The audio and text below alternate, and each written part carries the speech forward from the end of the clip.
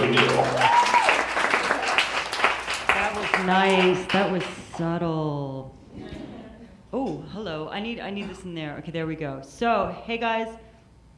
So I'm going to tell a story about when I was 12 years old. I was in the 6th grade. It was 1982. And I talked my mother into taking me to the movie Porky's. I had convinced her that it was about a pig farm. Kind of like Animal Farm. Well, in my mind, it was as educational as Animal Farm, so it wasn't that much of a white lie. But so I did so. And the reason is because I was in 6th grade, so I was brand new to this whole junior high school. I felt very inadequate. I was very kind of naive, and all the cool kids, the 7th and 8th graders, knew about this movie Porky's. They just kept talking about it, and they were using like all this like slang and term, like all this terminology that I was like unfamiliar with, like TNA. I was like, oh my God, there's so much pussy. And I was like, what's that? And so there was like this like secret society that I really wanted to be a part of, because my goal all the time was to be like the coolest kid possible. And at this point I wasn't.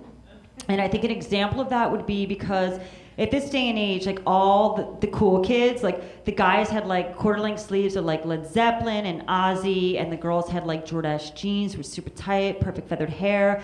I had quarter-length sleeve shirts of the Smurfs because my mom was very practical, and they were 3 for $10, and my quarter-length sleeve shirt said "Keep on Smurfing." So I don't know about you, but I was not in the cool crowd. But I was going to change that because I was going to go to Porky's. And where there's a will, there's a way. And so I was trying to figure out, like, okay, so all these kids are watching this movie, and I have to get down with the terminology. And but they had like all these like older brothers and sisters to take them, like their siblings and stuff. But I didn't know anyone older. The only people that I knew older than me were my parents. So I asked them because that seemed logical to me.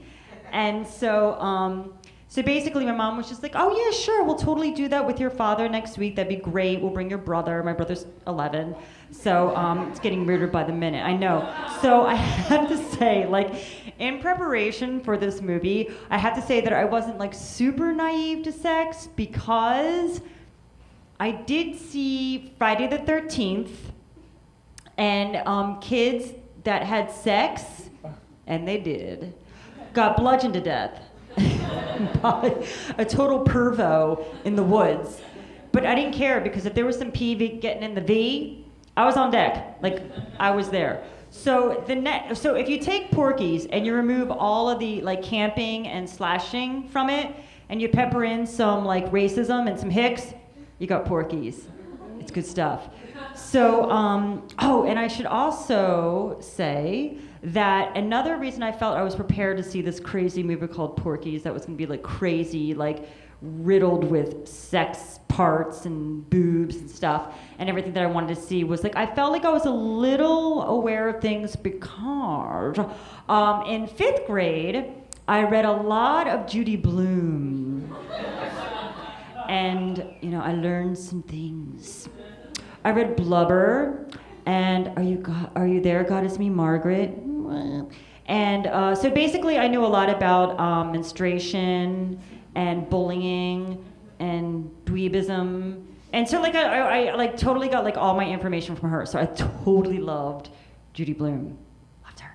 Okay, so anyway, well, I should say I loved her until she blew my fucking mind, because this girl in 5th grade named Michelle, who was a lot more mature than me for sure, and a lot more mature than a lot more mature than the rest of us, brought this book in called Forever. And Forever it was very, very good.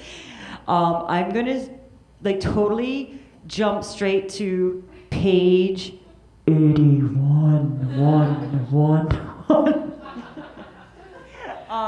It was dog-eared. Okay, so this girl Michelle brought in a book by Judy Blume called Forever, and it was like ear page at 81. And if y'all don't know it, And if you do, I'm going to recite it anyway. It goes a little something like this. So, Michael laid me down, and he was hard, and I was wet. So I guess she splashed some water up on top of that. And they were jiving, okay? So now I found out that I know some things outside of what the nurse told me. In order to have sexual relations, the guy has to be hard and the girl has to be wet. Slip and slide, whatever you need to do. But that's what goes down. So I thought, okay, I'm ready for this movie. I'm going to take it to the next level. Okay, so there we go. In scene. On the way to Porky's. Me, Mom, Dad, my brother, who's 11, and we all pile into my dad's green station wagon. So if yeah, that happened. It was 82. So anyway, so we piled into it. And so if you could picture like the Griswolds going to Wally World, pretty much picture the O'Neills going to a drive-in theater in Pennsylvania to see Porky's. Yes, I said drive-in theater. I didn't say like a regular theater. So just to up the skeevy factor, because it's not skeevy to take your 12-year-old and your 11-year-old to see the movie Porky's. We did it in a drive-in theater, and so we pull up and the attendant was there, and the best part was my dad had like a black comb over, like it was like combed over. So I think like the attendant looked in the car and was like, "What the fuck?" So in we go, and we dial in our little radio to Porky's. Okay, so the first 5 minutes of TNA, my dad is just like howling with laughter, like just cracking up. And so am I. Like, I'm like cracking up, like, TNA, woo, boobs and ass, it's hilarious. And my mom turns around and, well, first of all, she looks at my father and she's like, "Jesus, Mary, and Joseph, Joe, turn that car around!" I know I sound like a transvestite, but she's very dramatic and Catholic. So she was very upset. He's like, "Hey, Bill, calm down. I paid a lot of money to get in here. We're just going to sit here and watch a movie." And I was like, "Yeah, Dad." So that's what happened. And so in between a lot of my mom, like, just pulling me and my brother out of the car, she would, like, throw this, like, Afghan, like, blanket over us. It was like this, like, very, like, you know, like, woo, 70s, like, orange, yellow Afghan. And she would, like, throw it over us. We'd, like, peep through the peepholes. She would, like, veil our innocence. But I saw some Pee-wee. Okay, so there's this character named Pee-wee. And I think it's all about his Pee-wee. So anyway, he sticks his Pee-wee in like I think it's a peephole, but I like the word glory hole. So anyway, so he sticks his pee-pee in the glory hole, and then Mrs. Ballbreaker sees like a mole on his penis. And anyway, in between all of this, my mom's like pulling me out, taking me to the concession stand, like over and over and over again. So I got like a lot of M&Ms. And so I saw that part, and the other part I saw was when Pee-wee calls the restaurant, and he says, this is like the oldest like crank call you can possibly make.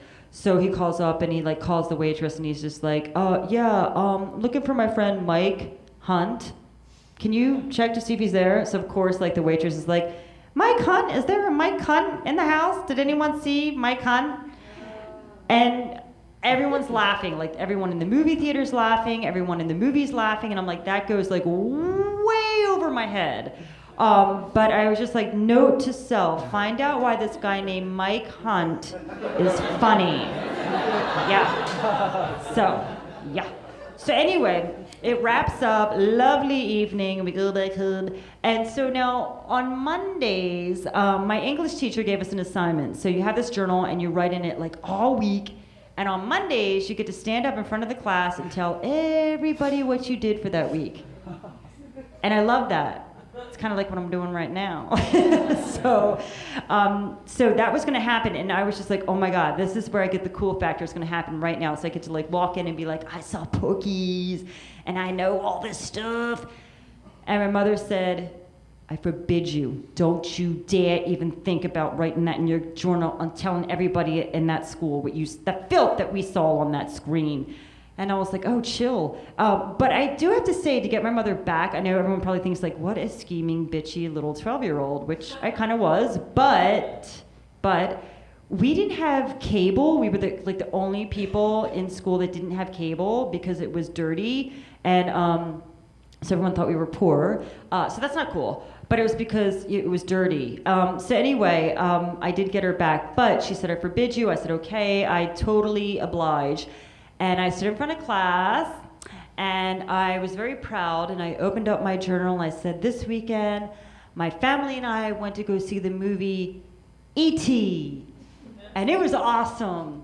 But in the back of my mind, I knew, and I saw some glory holes, and I know about a guy named Mike Hunt, because I knew things. Thank you.